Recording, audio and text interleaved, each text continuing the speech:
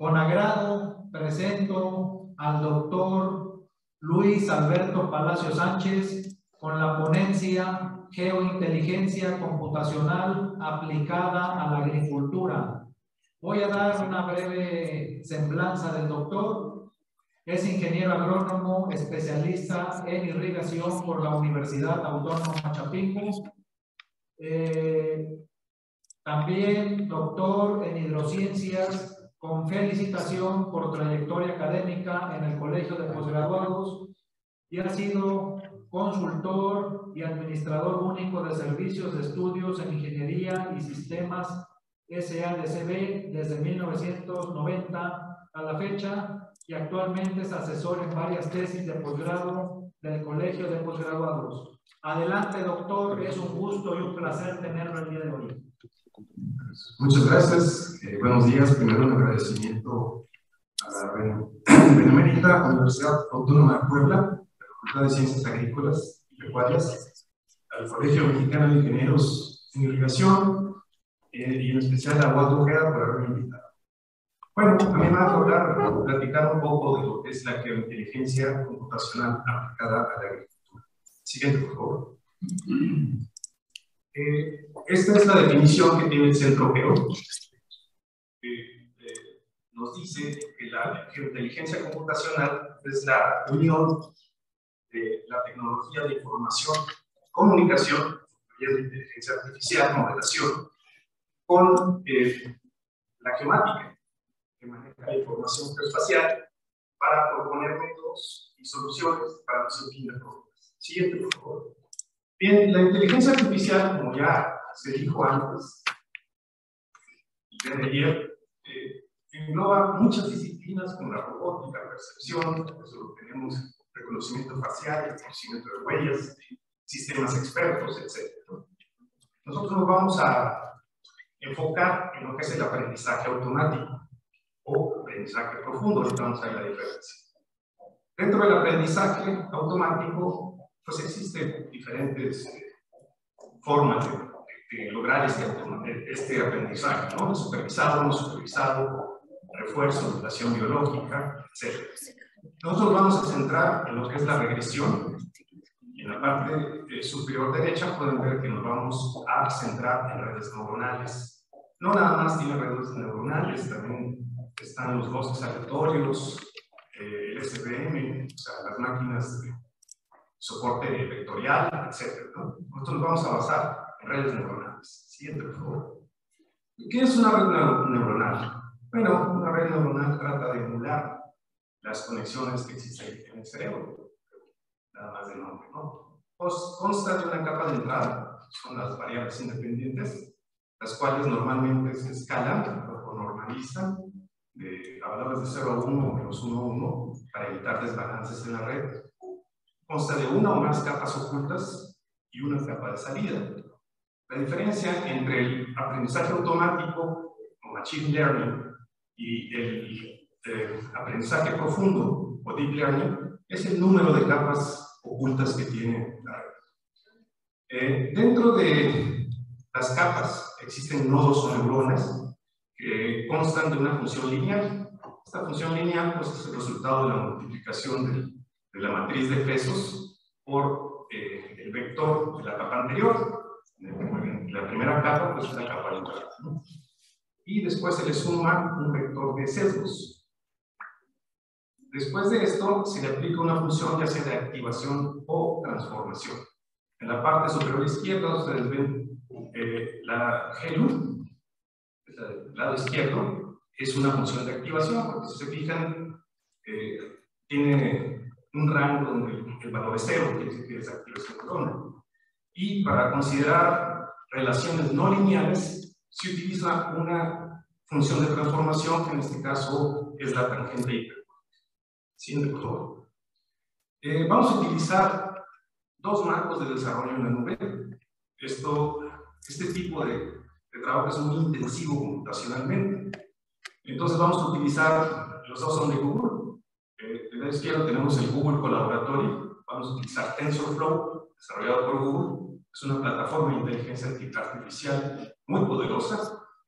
Y el Google Colaboratory Pues es un notebook de Jupyter, Python, que utiliza toda la infraestructura de Google. O sea, localmente no necesitamos tener una máquina muy poderosa. Y con los miles de servidores que tiene Google, se puede utilizar si se paga TPU o GPU.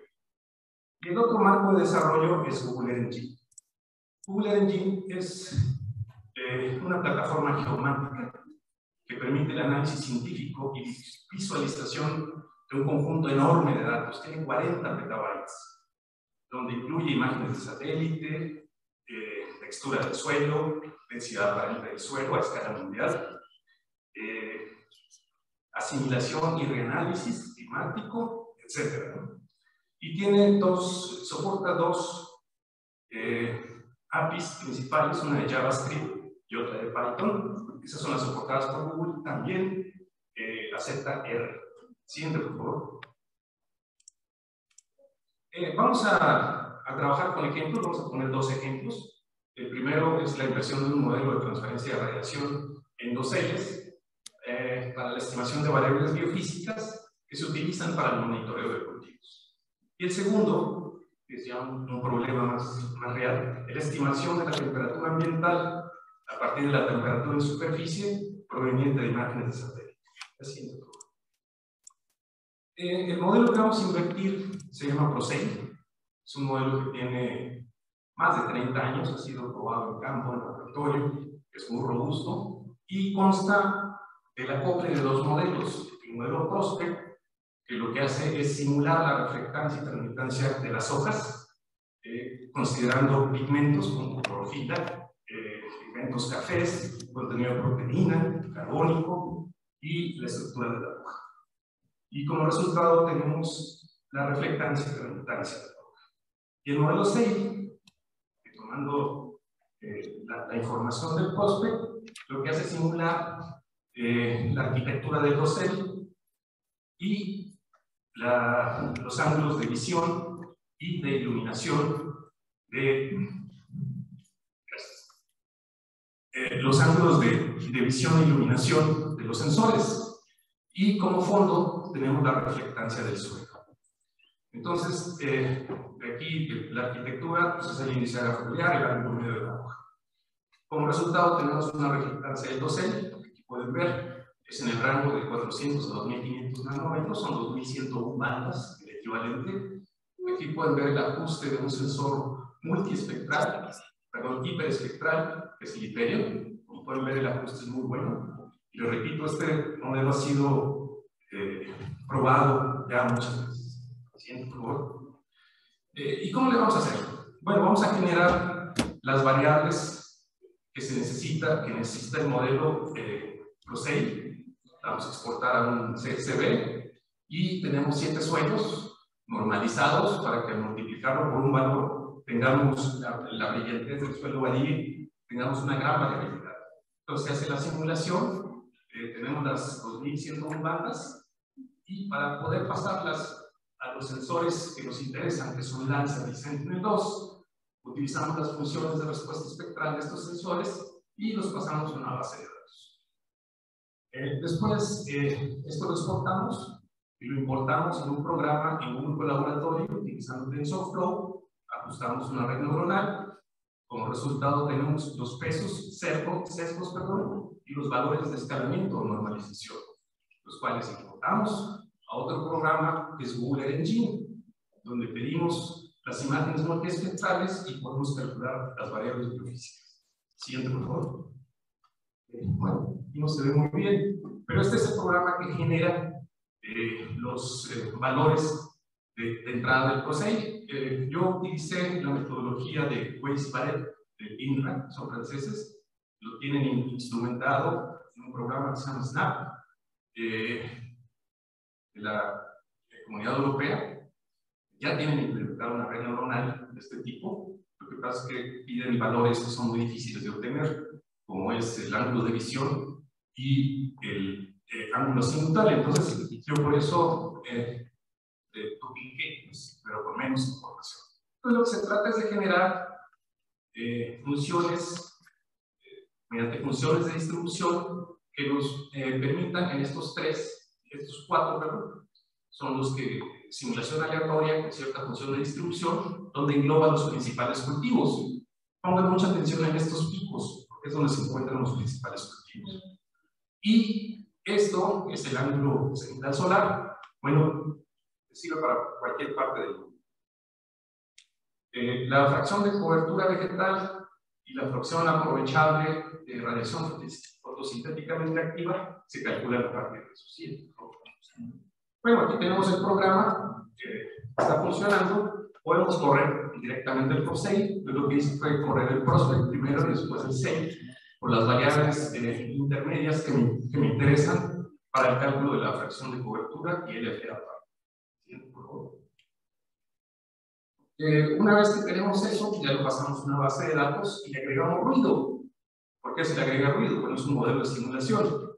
Todos los sensores tienen un ruido intrínseco, aparte del efecto atmosférico. A pesar de que hay corrección, la corrección no es perfecta, corrección atmosférica. Pero si no le agregamos ruido, no vamos a poder simular bien las condiciones reales. Entonces le agrega un ruido multiplicativo, un ruido aditivo. Se transforman los pigmentos de la hoja al dosel, multiplicándolo por el índice foliar, etc. Siguiente. Este es el Google Colaboratory, donde se utiliza TensorFlow y Keras. Keras es otra plataforma de inteligencia artificial que facilita mucho las cosas. Yo cuando empecé a trabajar en TensorFlow, para poder hacer ajustar una red neuronal eran de 50 a 60 líneas, que ahorita se reducen a un par de líneas. Siguiente, por favor. Este es el modelo. El modelo consta de 2 capas ocultas con 8 neuronas. La primera tiene una activación GENU, la segunda tangente hiperbólica. Se utiliza el optimizador ADA, que es por descenso de gradiente, muy eficiente. Y la función de pérdida o función objetivo es el cuadrado medio del error. Y a la vez va dándole seguimiento a 2 métricas, que es la raíz del error cuadrático medio y el error absoluto medio. Y algo muy importante es que se le pone, son 500 épocas, pero se le pone una función parado temprano para evitar el sobreajuste. Siguiente, por favor. Y aquí tenemos el resultado. Entonces, aquí los colores es una estimación de densidad de kernel. Entonces, el rojo más oscuro es donde existe mayor concentración de datos. ¿Sí? O sea, estos son 10.000 puntos. Para una red neuronal, normalmente los datos se dividen en 3 partes: el de entrenamiento, el de validación y el de prueba. Los valores de prueba nunca se le presentan a la red en el entrenamiento y nos permite ver la generalización del modelo hacia datos nuevos. Entonces, este es, por ejemplo, tenemos un muy buen ajuste de la función de cobertura vegetal, una cociente de determinación de 0.97, no así con el índice de foliar, y por supuesto, los que dependen del índice de foliar, como es el contenido de clorofila del dosel y el contenido de agua del dosel. Sin embargo, la mayoría de los cultivos está bien representado. El que de aquí no funcionó bien fue el contenido de proteína. Ese es para la estimación de nitrógeno, pero también lo podemos hacer con la clorofila. ¿Por qué? Bueno, porque aquí digamos, las longitudes de onda donde hay absorción son muy angostas, están en el infrarrojo medio y es alrededor, si mal no recuerdo, de 2.1 y 2.3 micrómetros. Entonces, los satélites que tenemos no lo pueden simular bien. Entonces nos quedamos con este. Este es el programa, este ya es, el anterior fue Google Laboratory, Python, este es JavaScript, el lector de códigos de Google, el engine, donde este es todo el programa. Entonces, básicamente lo que hacemos es importar los pesos, los sesgos, y los valores de normalización de las variables de entrada, y es una simple multiplicación y suma de matrices. Siguiente, por favor. Hacemos otro programa donde vamos a importar el anterior para el monitoreo de los cultivos. Es donde vamos a interactuar, ¿sí? O sea, JavaScript es muy adecuado si se quiere interacción del programa. Es muy fácil de usar. Siguiente. Aquí tenemos un ejemplo, es el módulo 12, distrito de riego 038. Esta es una composición en color. Vamos a ver la variabilidad siguiente. Este es el contenido de agua del dosel. Tenemos, en este caso, la variabilidad espacial, ¿sí? O sea, este es el contenido de agua que tiene la planta, no el suelo, ¿sí? La planta verde en sí. Y aquí podemos ver la variabilidad temporal. Entonces, en un punto dado podemos nosotros analizar ambas variabilidades, ¿sí? Si nosotros le damos un clic a cualquier punto aquí, nos genera la gráfica. Si le damos un clic a un punto de esta gráfica, nos cambia el mapa a la imagen de esa fecha. Entonces, como pueden ver, se puede analizar pues, la falta de correlación, digamos que los pivotes no están bien calibrados, etc., ¿no? Siguiente, por favor.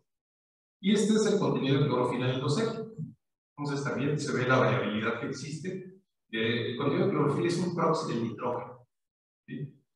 Entonces, siguiente, por favor, rapidito. Entonces, es como tener un SPAT, no sé si conozcan, digo, sí, un SPAT, es un medidor de clorofila, precisamente. El problema es que este medidor hace la estimación en un punto de una hoja de un cultivo. Y ustedes aquí están viendo un distrito de riego, ¿sí? O sea, simultáneamente. Y es fácil pasar de esto a la agricultura de precisión. Si ustedes tienen la dosificación promedio de una parcela, bueno, aquí las parcelas son catastrales, los polígonos. Entonces, si ustedes hacen el polígono del cultivo y tienen cuál es la dosis de fertilizante nitrógeno que tienen que aplicar en un hectárea, son 10.000 metros cuadrados, si lo dividen entre 100, ustedes tendrían la dosificación para cada píxel. Entonces, ¿cómo hacen esa división? Bueno, si al promedio de la parcela, perdón, yo calculo el promedio de la parcela, y cada píxel lo divido entre ese promedio, me da la productividad relativa. Son valores menores y superiores a 1. Si yo multiplico esa productividad relativa por la dosificación a 10 metros, o sea, 100 metros cuadrados, pues tengo la dosificación cada 10 metros. Puedo utilizar agricultura de precisión. Siguiente, por favor. La otra es para el cálculo de evapotranspiración. Este es el modelo Metric, está en Google Laboratory. He trabajado bastante con él. Se utiliza el índice de foliar. Entonces, para el cálculo de la emisividad de banda ancha y banda angosta y el flujo de calor al suelo. ¿Por qué es importante meter variables biofísicas y no índices? Porque los índices dependen del lugar donde ustedes lo calibraron. Acuérdense que hay un fondo que es el suelo para un cultivo, entonces eso no les permite generalizar. Aquí yo sí puedo generalizar el índice de área foliar y me da una mejor estimación para la evapotranspiración. Siguiente. El siguiente ejemplo viene más relacionado con la enfermedad de la rodilla capital. Bueno, un agradecimiento a CONACYT a través del CONACYT y PRONACES, que está financiando el presente proyecto. Es un proyecto de un curso. Entonces, a mí me pidieron para un modelo epidemiológico del café calcular la temperatura máxima mínima en superficie, la humedad relativa máxima y mínima y la precipitación total a nivel diario y a una escala de 1 kilómetro, ¿sí? Cuadrado. MODIS, que es un satélite, calcula la temperatura en superficie. El problema es que el tiempo de adquisición de las imágenes es a las 10:30 y 22:30 en el caso de Terra, es cruce ecuatorial, tiempo solar, no es el tiempo local, más o menos hora y media, variable de acuerdo al mes, ¿no? Y algo pasa a la 1:30 y a las 13:30. Entonces, como vemos, las horas no coinciden con las de temperatura máxima y temperatura. Entonces, lo que tenemos que hacer es tratar de estimar estas temperaturas, ¿sí? Para eso nos vamos a basar en 2 supuestos. Son los artículos. En la parte superior lo que nos dice estrictamente es que en bosques la temperatura ambiental y la temperatura en superficie terrestre es casi la misma. Y el segundo párrafo lo que nos dice es que el 90% de los cafetales en México son sembrados bajo sombra y que los cafetales bajo sombra son un sistema agroforestal, entonces es bosque. Yo puedo estimar la temperatura máxima y mínima a través de la temperatura ambiental. La primera opción, bueno, utilizo datos de análisis, perdón, de asimilación y reanálisis climático. El problema es que como son modelos muy complicados, muy complejos, no se puede tener la resolución necesaria, ¿no? Son de 23 kilómetros, 50 kilómetros cuadrados, entonces a nosotros nos interesa 1 kilómetro cuadrado. Siguiente, por favor. Pero lo que vamos a hacer es, con base en las estaciones climatológicas de la Conagua, pues vamos a tratar de ajustar estos valores. La Conagua tiene alrededor de 5.500 estaciones, no todas activas, más o menos es la mitad de las que se encuentra activa. Y si nosotros consultamos la página, pues vemos que es un KMZ, para verlo bonito en Google Earth. Pero tiene cierta información importante. Sí, por favor. Esto lo convertimos a Excel y vemos que tiene la información de las estaciones y en el recuadro pueden ver que viene una liga a un archivo de texto donde está la información climatológica. Sí, por favor. Entonces, con los polígonos de Chiapas y Veracruz, que es el área de interés de nosotros, generamos un buffer de 0.25 grados, 27-28 kilómetros aproximadamente, y seleccionamos todas las estaciones que están adentro de ese polígono. Entonces fueron 443, tengo entendido. Y de ahí, con un programita en Python y la liga que tenemos, pues descargamos todos los archivos de una vez. Este es el archivo de texto, los hacemos otro, un análisis sintáctico de parsing, se llama en inglés, lo podemos traducir a una base de datos. Entonces ya tenemos algo manejable, ¿sí? Por favor. Donde podemos ver la longitud de registros de las estaciones y vemos que algunas tienen muy pocas, muy corto el periodo de toma de datos y otros son bastante largas, ¿no? Y obviamente, aunque dice que la información está actualizada, la última fecha de actualización es el 31 de diciembre del 2018. ¿Sí, por favor? Entonces, lo que hicimos, tenemos 443 estaciones, seleccionamos aquellas que tuvieran datos faltantes iguales o inferiores al 10%. Eso nos deja 298 estaciones, que son suficientes para poder trabajar. Siguiente. Lo que sigue, pues es bueno. ¿Qué tan buena es la información? ¿Es homogénea o no es homogénea? Entonces, de un artículo, que por cierto es coautor, el doctor Sánchez Cohen, hicieron un estudio de validación espacial y homogeneidad de las estaciones en Veracruz, y donde me dice que para la temperatura mínima y máxima son el 31 y 30% de las estaciones de dicho criterio. Ese es un problema. Bueno, yo quise comprobarlo. La ventaja de Python es que tiene infinidad de bibliotecas, librerías, dicen. Bajé uno que se llama PG Homogeneity. El problema es que como hace simulaciones de Monte Carlo, 20.000 para cada una, hice solo un muestreo. ¿Sí? Y la hipótesis H0 es que no son homogéneas. Bueno, desgraciadamente tuve la mala suerte de escoger puras estaciones que no eran homogéneas. Entonces, como no tengo información suficiente para poder hacer la corrección, bueno, lo que hago es eliminar los datos anómalos y trabajar con lo que tengo. No tengo más. Los datos de asimilación y reanálisis toman la misma información. Entonces, bueno, vamos a tratar de trabajar. Lo que sigue es la identificación y eliminación de datos anómalos, el outlier. Para esto se utilizó otro procedimiento de aprendizaje automático que se llama bosques aleatorios, perdón, bosques de aislamiento, que es un conjunto de árboles de decisión donde las hojas más externas y superiores son datos anómalos y las hojas más internas e inferiores son los datos normales. Entonces, con esto es un ejemplo de los datos anómalos encontrados, los cuales eliminaron automáticamente. ¿Sí? Mejor. Y ya con esto, bueno, vamos a tratar de hacer la regresión en Google Engine, vamos a extraer la información.